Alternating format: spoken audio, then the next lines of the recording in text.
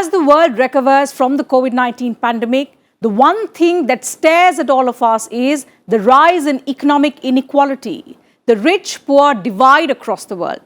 The latest World Inequality Report highlights the extent of wealth and income inequalities between and within countries. The richest 10% of the global population currently take home 52% of the total income. In contrast, the poorest half of the global population earn just 8%. And when it comes to wealth, which includes valuable assets and items over and above income, the gap is even wider. The poorest half of the global population owns just 2% of the global total, while the richest 10% owns 76% of all world's wealth. Significant inequality also exists within countries. Over the last 2 decades, while global inequalities between countries declined, income inequality increased within most countries. The average income gap between the top 10% and bottom 50% of individuals within countries almost doubled across that time period. And the COVID pandemic has exacerbated these inequalities, partly reversing the decline of the previous 2 decades. So in a year that marks halfway through the journey to achieve the Sustainable Development Goals, how will the world ensure that no one is left behind? What can countries and institutions do to turn the tide on inequality?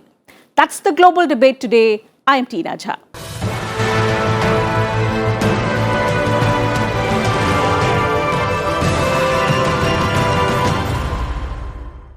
Joining me are distinguished experts on the subject from different parts of the world. So it is my pleasure to welcome on this edition of the global debate, Mr. Michael Sheldrick, co-founder and Chief Policy Impact and Government Relations Officer at Global Citizen, Mr. Stanley Achonu, Nigeria Director 1, and Mr. Mathew Cherian, Board Chairperson, Care India. Thank you, gentlemen, for joining me on the program today on Sansad TV. Mr. Sheldrick, if I could begin the program today with you.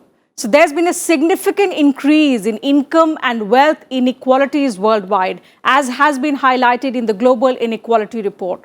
So if I could ask you to give us a sense of how these inequalities have exacerbated the crisis globally, and also where has the impact been the largest so far?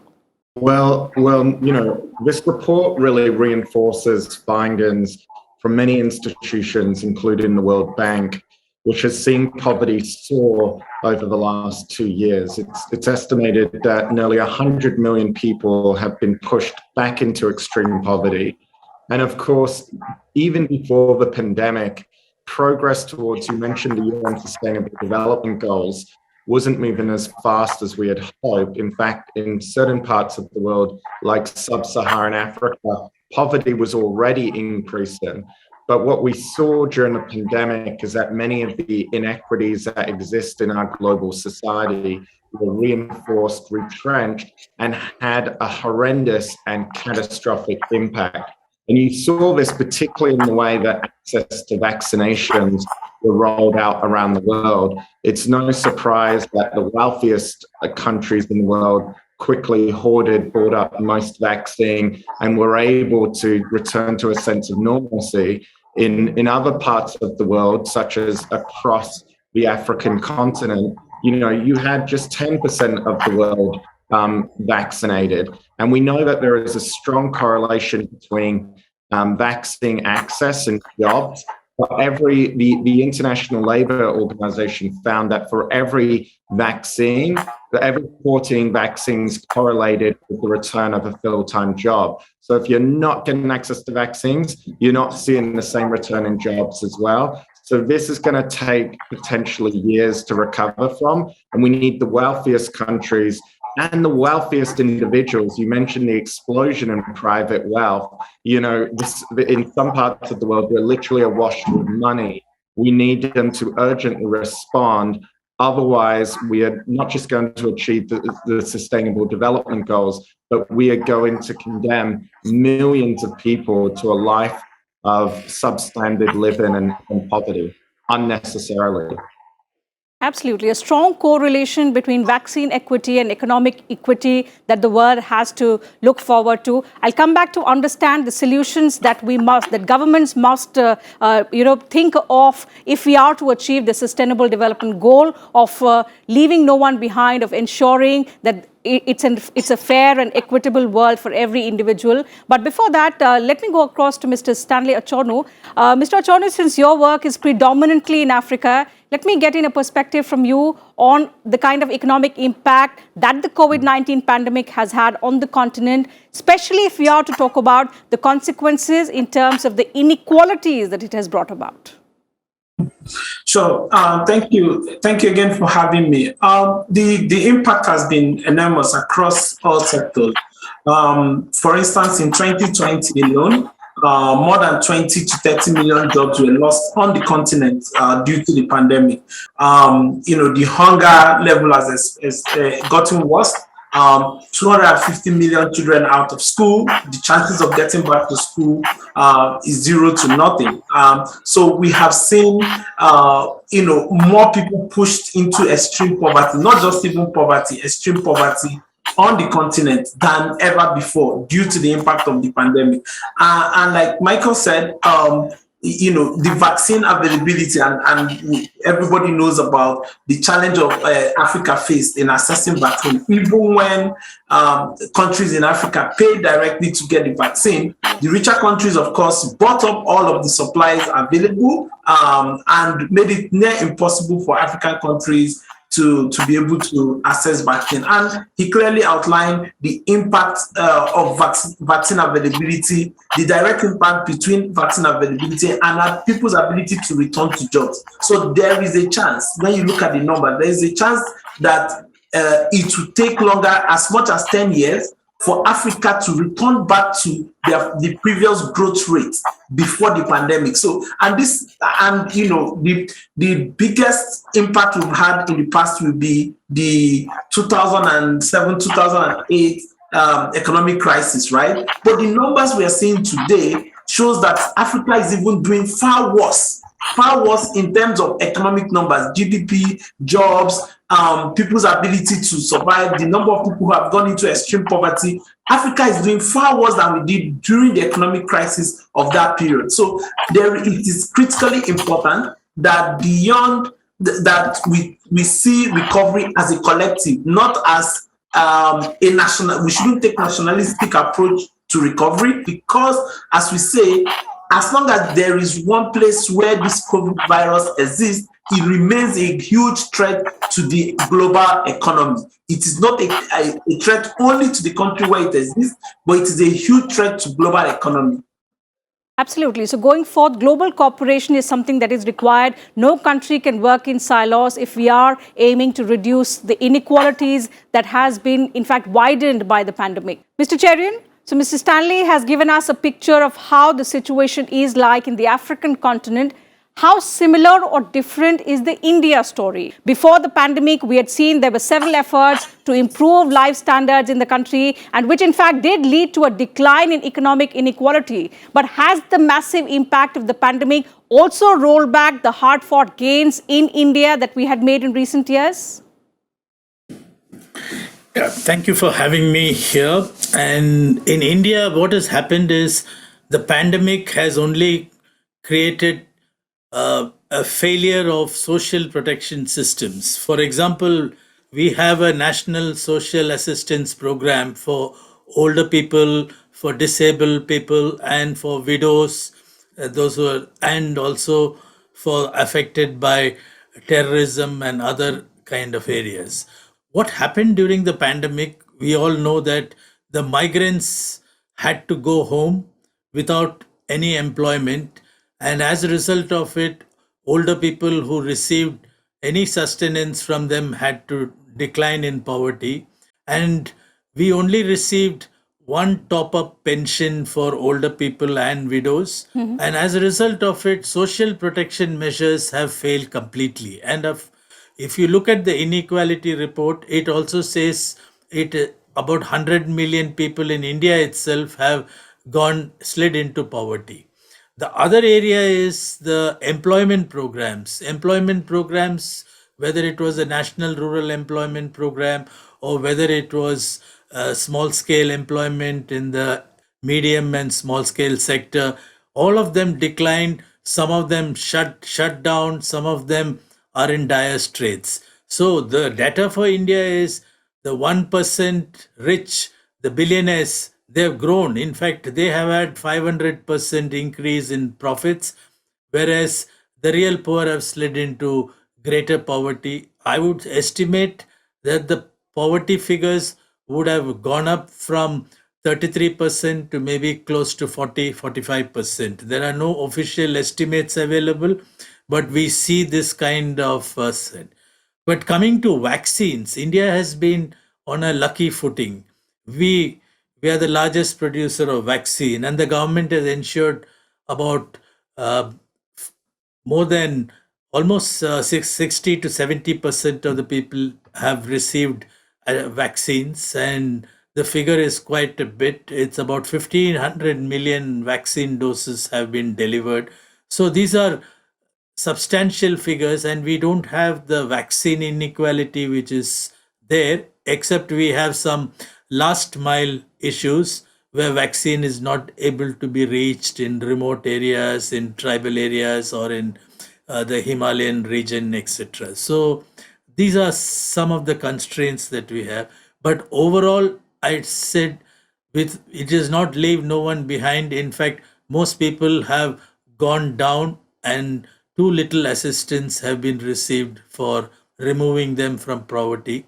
And I think we should pay a lot more attention to social protection and to rural employment programs if things have to improve. Certainly. In fact, India's commitment is to ensure 100% social protection to all individuals. How soon that can happen and whether we will be able to achieve the 2030 target is something that I will dwell upon, and I'll come back to you to understand solutions to this effect. What are the efforts that India has been undertaking? But before that, coming back to you, Mr. Sheldrick, the challenge, as all three of you have spoken of, is huge in terms of inequalities of all kinds, be it economic, social, even gender inequalities across the world. What kind of action now is being taken by the governments to be able to minimize this gap? Well, if we look at two systemic barriers that really prolonged the impact of the pandemic and ensured it disproportionately impacted the most vulnerable communities in our global society. One of those barriers was, of course, vaccine access, manufacturing and production. And India, perhaps unfairly, early on in the pandemic was really asked by the world to shoulder that burden.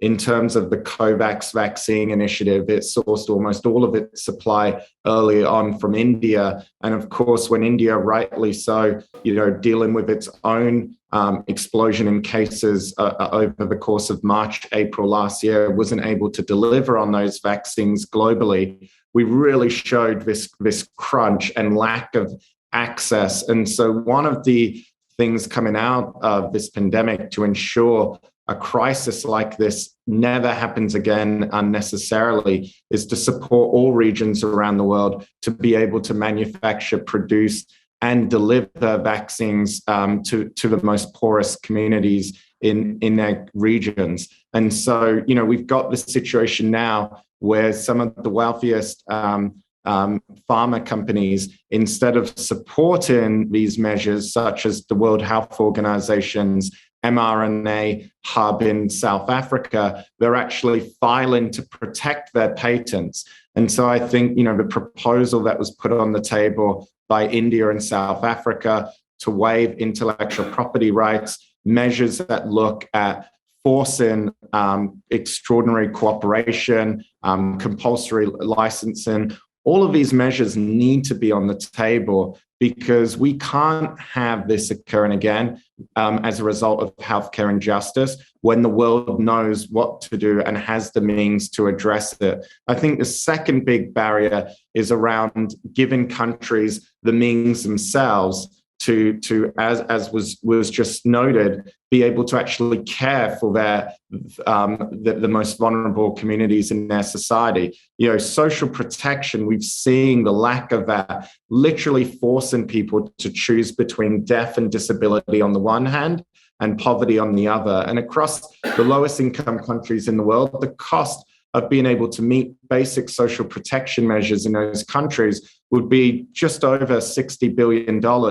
Well, a tax of less than 1% on financial transactions across the European Union, that alone could render over 60 billion. And so I think we need to be looking at new measures, new forms of equitable taxation so that we can address this burden, give countries the ability to address meet the own needs of their citizens, especially when crises like this occur. And one of the big measures at the moment is last year, the International Monetary Fund issued what's known as special drawing rights, a kind of reserve asset. And most of these special drawing rights went to the wealthiest countries. So we're calling on those in Europe, in North America, to reallocate over 100 billion collectively in order to meet the needs of this pandemic. So we need to start by first addressing these barriers to ensure something like this never happens again. And we're much more prepared for the next crisis. Absolutely. Mr. Stanley, do you agree with the kind of setback that the pandemic has brought before us? Will we be able to achieve the target?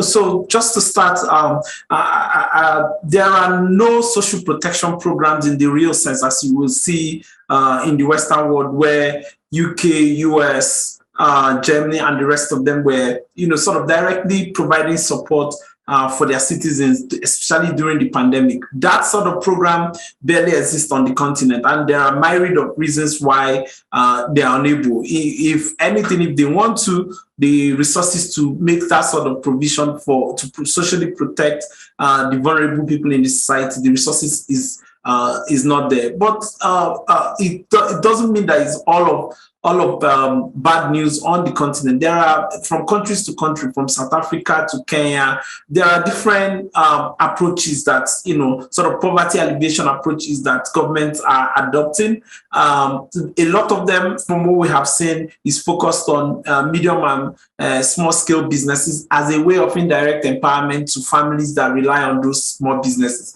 And I say this because on this continent, there are people whose daily living is earned on a daily basis. So every single day they are out of work, they are hungry. That's how bad it is. So by sustaining medium and small-scale businesses, that these families, literally hand-to-mouth sort of families rely on, by giving small-scale businesses opportunity and support, then you indirectly impact their ability to sustain this side of families in their business. And I'll give a practical example. Here in Nigeria, where we operate, government has set up Innovation Fund, social protection program. They're increasing the number of people who they are adding to poverty, to the list of extreme poor families, who they are crediting about $10 a month.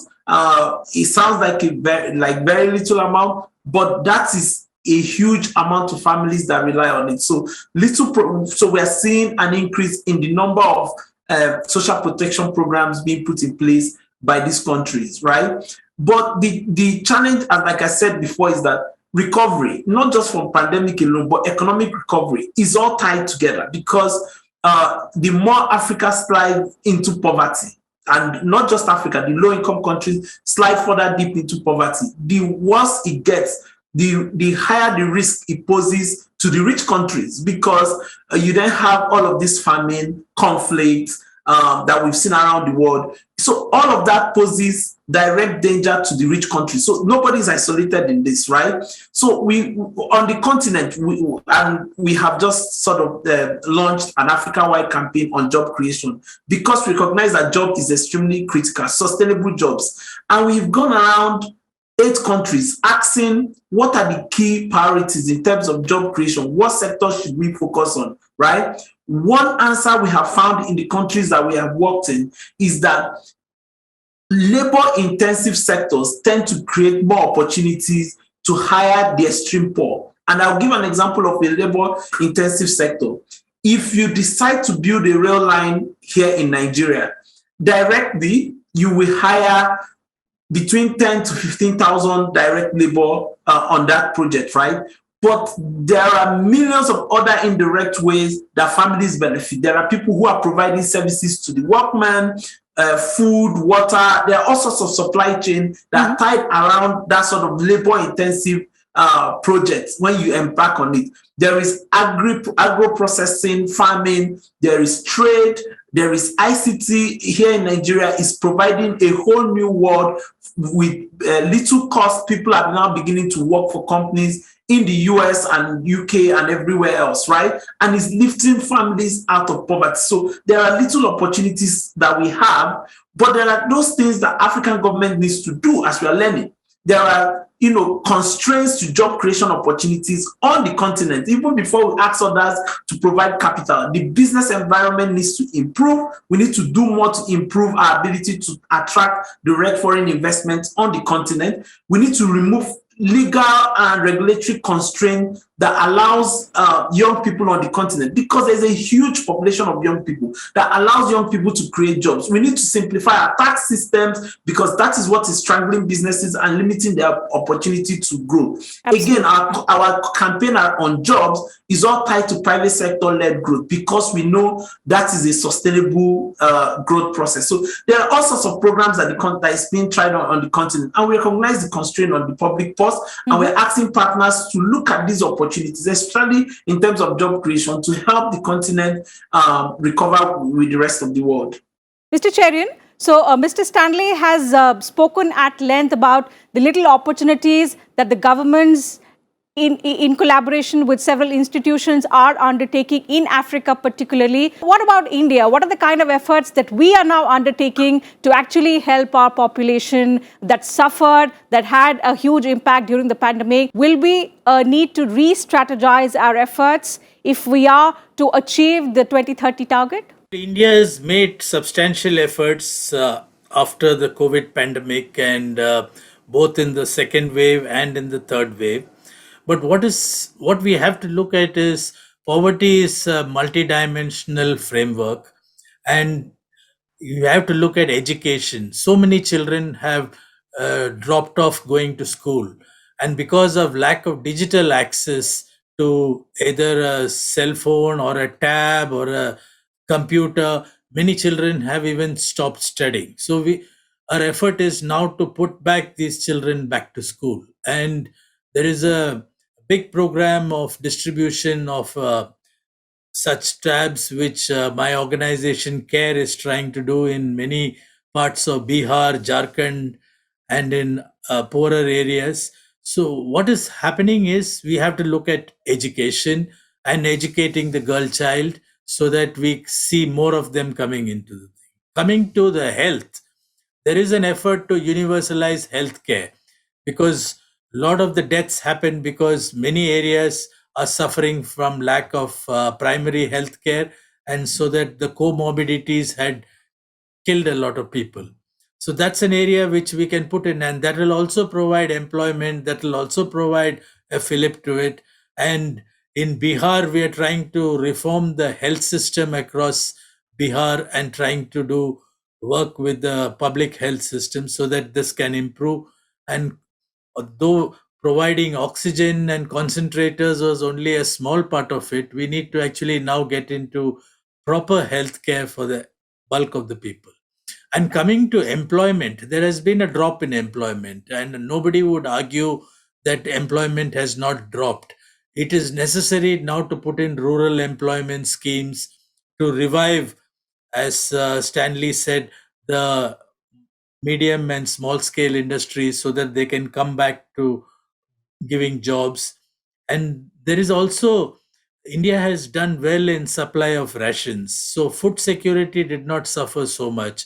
But I think just giving food is not enough. We need to actually provide employment to so many millions of youth who are coming out of education. So there's a lot of effort which needs to be done in a multi-pronged way if we have to achieve the targets by 2030 and leaving no one behind. Mr. Sheldrick, one final comment from you. We've spoken about how big the challenge is. In fact, we still continue to reel under the crisis. Also, the steps that the governments worldwide need to undertake. But what about the institutions which also play a predominant role if we talk about tackling inequalities? So it is a collective effort, which all of you have pointed out. So going forth, the kind of role institutions such as the Global Citizen will be required to play to bridge the gap and also to make 2022 the year of action. If we have a look deep down, some of the real drivers of this is complacency, neglect, and inaction on the part of our governments. And we actually saw how quickly the wealthiest governments can mobilize resources in response to a crisis. They were able to pull together and spend over $16 trillion stimulating their economies. And yet, when it comes to the needs of the poorest communities and countries in the world, that same level of support was found wanting. And it shouldn't be that way. And that's where citizens come in. Ultimately, citizens can demand action.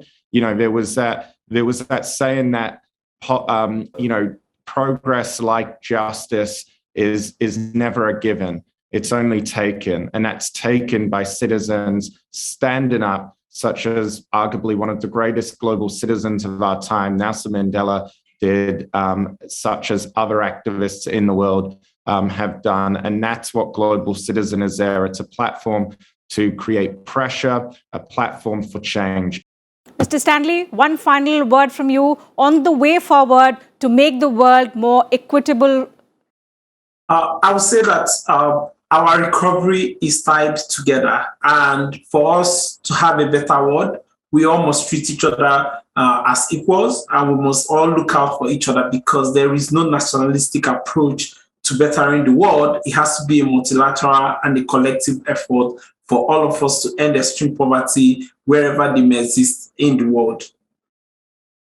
Absolutely. So very, very engaging and insightful discussion today with the three panelists who have joined me on the program from different parts of the world. And we've spoken at length on how the world must come together. It has to be a collective effort if we are to reduce inequalities of all kinds in the world that have been exacerbated by the COVID-19 pandemic. So not just government, but institutions working in this area to also join hands and come up with solutions in the longer run to make the world more equitable, sustainable for our future generations. So with that, I'll have to wind up today's discussion, the Global Debate, this edition of Global Debate on Sansad TV. Thank you to all my panelists today for joining me on the program and sharing your thoughts with us and our viewers. It was indeed a pleasure having you on this edition of the Global Debate.